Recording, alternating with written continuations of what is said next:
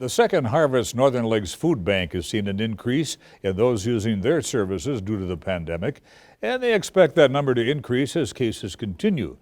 As we head into Thanksgiving and Christmas, food bank officials want the community to know they can provide holiday meals and encourage donations from those able to do so. We spoke with the food bank executive director about preparations for the holidays and how the pandemic has impacted operations. We try to mobilize turkeys, holiday hams, whatever it takes, whatever families want during the holidays for our region's nonprofit programs, and then again for our own direct service programs. It's going to be a different year. I don't think we're going to be able to gather in the same way or celebrate in the same way.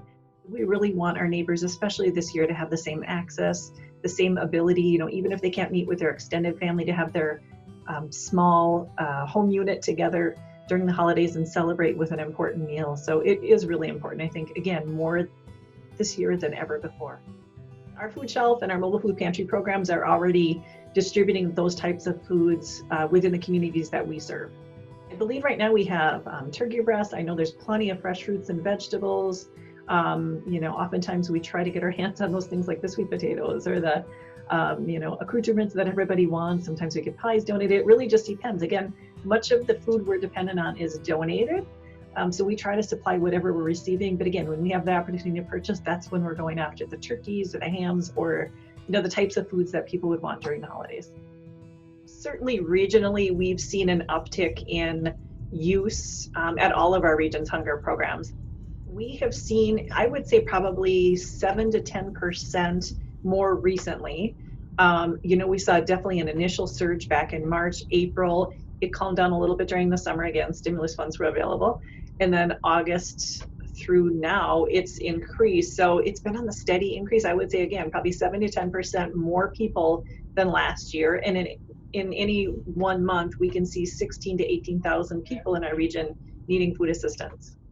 And since there is no stimulus package right now negotiated, I think families are really feeling the pinch of, not only the holiday season, home heating season, unemployment. We know that there were just some changes, of course, in our states regarding, restaurants or other organizations having to cut back hours. That affects local staff.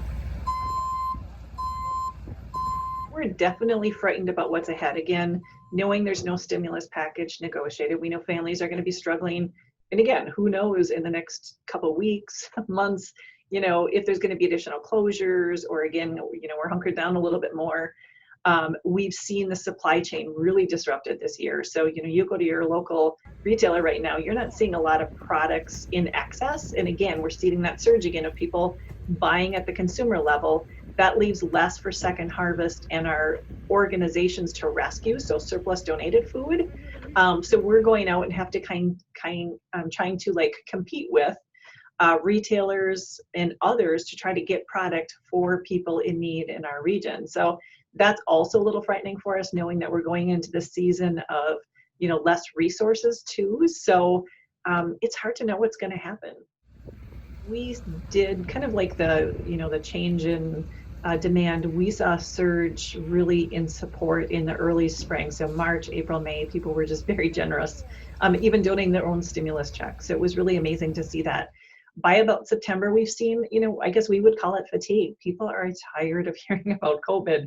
Some people feel like I've already responded. So in September, we started to see kind of a decline in donations and a softening amongst our donors. We're now in probably the busiest and most important season for us, the holiday fundraising season. Normally we raise between 45 and 50% of our income for the year, our public support income during this time. So seeing that softening makes us a little nervous. We had an instance where one of our staff members, Gary, was out in the parking lot and this woman came in. It was for our nutrition assistance program for seniors. And he saw her out in the parking lot and he thought, it looked like she'd been crying, and he, walked up to her and just said, how are you? And she said, I never thought I would have to be here.